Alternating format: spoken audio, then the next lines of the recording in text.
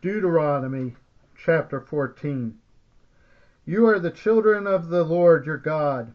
Do not cut yourselves or shave the front of your heads for the dead, for you are a people holy to the Lord your God.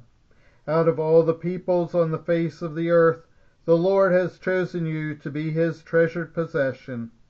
Do not eat any detestable thing.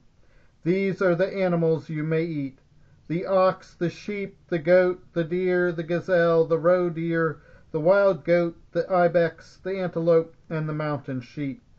You may eat any animal that has a divided hoof, and that chews the cud. However, of those that chew the cud, or that have a divided hoof, you may not eat the camel, the rabbit, or the hyrax. Although they chew the cud, they do not have a divided hoof. They are ceremonially unclean for you. The pig is also unclean. Although it has a divided hoof, it does not chew the cud. You are not to eat their meat or touch their carcasses. Of all the creatures living in the water, you may eat any that has fins and scales, but anything that does not have fins and scales you may not eat. For you it is unclean. You may eat any clean bird, but these you may not eat: the eagle, the vulture, the black vulture, the red kite, the black kite, any kind of falcon, any kind of raven, the horned owl, the screech owl, the gull, any kind of hawk, the little owl, the great owl, the white owl, the desert owl, the osprey, the cormorant, the stork, any kind of heron, the hoopoe, and the bat. All flying insects are unclean to you. Do not eat them.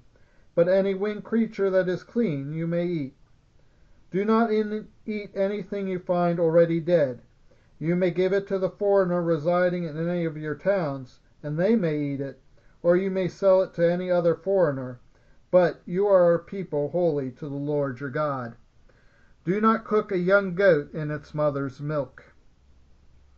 Be sure to set aside 1/10 of all that your fields produce each year.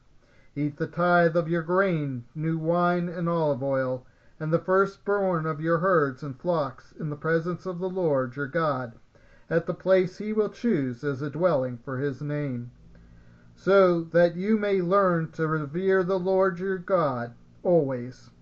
But if that place is too distant, and you have been blessed by the Lord your God, and cannot carry your tithe, because the place where the Lord will choose to put his name is so far away, then exchange your tithe for silver, and take the silver with you, and go to the place the Lord your God will choose. Use the silver to buy whatever you like: cattle, sheep, wine, or other fermented drink, or anything you wish. Then you and your household shall eat there in the presence of the Lord your God, and rejoice.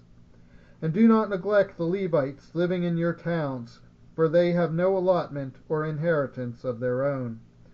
At the end of every 3 years, bring all the tithes of that year's produce and store it in your towns, so that the Levites, who have no allotment or inheritance of their own, and the foreigners, the fatherless, and the widows who live in your towns may come and eat and be satisfied, so that the Lord your God may bless you in all the work of your hands.